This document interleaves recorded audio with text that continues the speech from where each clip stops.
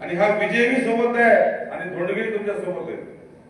आणि मला खात्री आहे की उद्याच्या 20 तारखेला आपल्याला आपल्या पेटीत मतदान पडणार आहे आणि आम्ही खरी दिवाळी 23 तारखेला आम्ही साजरी करणार आहोत. हा विजय आपला होणार आहे याबद्दल कुठलीही शंका नाही.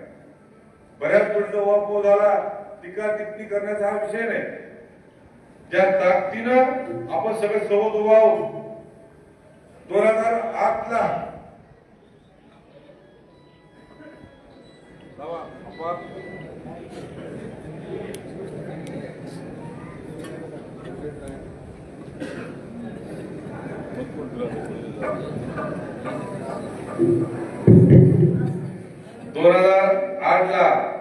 शंकरराव जेव्हा उमेदवार होते तेव्हा परिस्थिती अशी निर्माण झाली.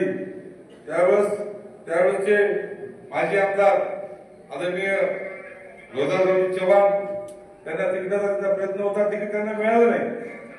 लोकांनी गोंधळ सुरू केला, नाही तुम्ही उभा टाकलं पाहिजे. कोणी राखी आकार ओतून घेत होतं, कोणी काहीतरी ओतून घेत होतं. एकमेव मी स्पष्ट बोलून त्यांना सांगितलं की चव्हाण साहेब, परिस्थिती आपल्या हातातली नाही. आज तुम्ही निर्णय घेऊ नका. आज आपला निर्णय कोणता आहे तर हे जे आपल्या मांडीवर बसलेलं मांडगुळ आहे, आपल्या मांडीवर बसलेले भूत आहे, ते उतरण्याचं काम आपल्याला करायचं असेल तर आपण शंकरानाला पाठिंबा देऊ. आणि शंकरानाला आम्ही पाठिंबा दिला आणि शंकरानाचा विजय त्या ठिकाणी झाला. आणि त्यासाठी जे काही गोष्टी आमच्या सगळ्या कार्यकर्त्याला करता आल्या त्या आम्ही नक्की केल्या. मध्यंतरी काळात आम्ही अजून पुन्हा दूर गेलो. विधानसभा मी 2दा लढवली, 14ला मी उभा टाकलो, 19ला उभा टाकलो. आमची अपेक्षा होती काही अन्नाला आम्ही दिला, अन्नाला आम्हाला द्या. आमच्या नशिबात कोणाचा पाठिंबा आम्हाला मिळण्याची शक्यता बी नाही. आम्हाला अपेक्षाही करणार आम्ही. आता दादा कोणती अपेक्षा मला तर नाही, तसं होणार नाही, पण अपेक्षा नाही. कारण एवढे झटके बसले, एवढे शॉट लागले, पुढे जायची हिंमत होईल झाली. आता म्हणून आता जरी मुक्तेश्वरची अपेक्षा जरी नसली तरी धोंडगेचा माणूस उभा टाकेल नक्की 29ला, त्यावर तुमच्या सगळ्यांची गरज लागणार. ज्या एकनाथ दादाला आम्ही पाठिंबा देतो ते फक्त कुठल्या कारणासाठी म्हणून नाही, तर महाविकास आघाडीने दिलेला चांगला माणूस म्हणून उमेदवार दिलाय. त्याची आंब्याची झाड किती आहेत शरद, त्याची चिंचेची झाड किती आहेत बघून येऊन पाठिंबा दिला नाही. तुमच्या आमच्या सगळा सभ्य माणूस आहे. स्वतःच्या पोटाची खळगी भरत सर्वसामान्य माणसाच्या हाताला काम देण्याचं काम त्या माणसानं केलं. ते कुठला काही माजुरी उद्योगपती नाही, पण स्वतःच्या ताकदीनं साम्राज्य उभं करणारा हा माणूस आहे. अशा माणसाला ताकद देण्याचं काम तुम्ही आम्ही करणार तर कोण करायचं? आजपर्यंत जवळपास 40,000 लोकांना त्या माणसाने नोकऱ्या लावल्या. अशा माणसाला आम्हाला आणणं गरजेचं आहे. कारण ह्या मतदारसंघामध्ये फक्त निवडणूक आली की निवडणुकीवर चर्चा करणं एवढंच काम आम्हाला ठेवले.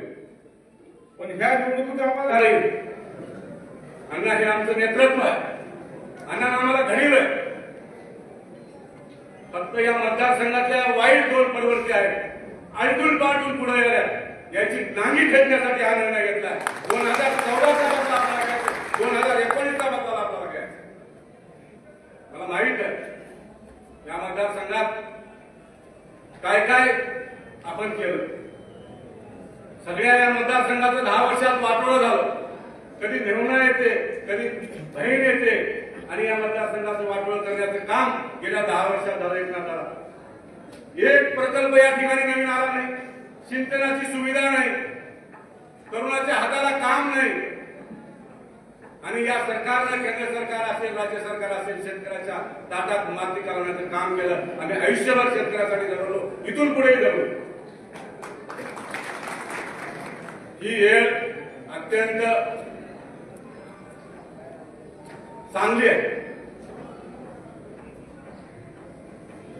जसं आपण पंचमीला सापाच्या पाठीमागं वर्षभर काठी घेऊन लागतो आणि पंचमी आली की दूध घेऊन पळतो, तसं होऊ नये यासाठी एकदाच कुटुंबियांनी सर्व कार्यकर्ते खरं तर तुमच्या सगळ्यांनी एवढ्यासाठी म्हणेल की चळवळीतला कार्यकर्ता खरं तर आयुष्यामध्ये कायम जिवंत राहतो तर लढतो. लक्षात ठेवा, तुम्ही लाट्या खाल्ल्या, दगड खाल्ले, जेल गेले, गुन्हे दाखल झाले, आंदोलन झालेत, मारामाऱ्या केल्यात, अशा चळवळीमधला कार्यकर्ते आहेत तुम्ही.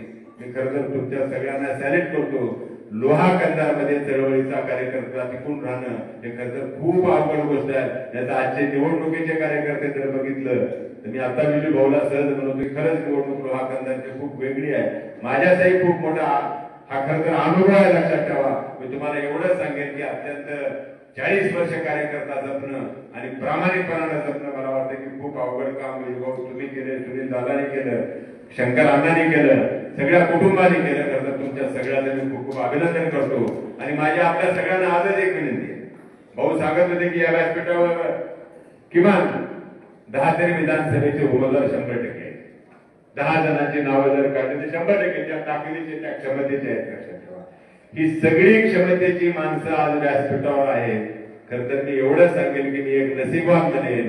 या नशीबवान या 10 जणांपैकी पहिला नंबर माझा लागला आणि पुढच्या काळामध्ये यांचा नंबर लागण्यासाठी मी निश्चितच काम करेन, हे मी तुम्हाला सांगतो.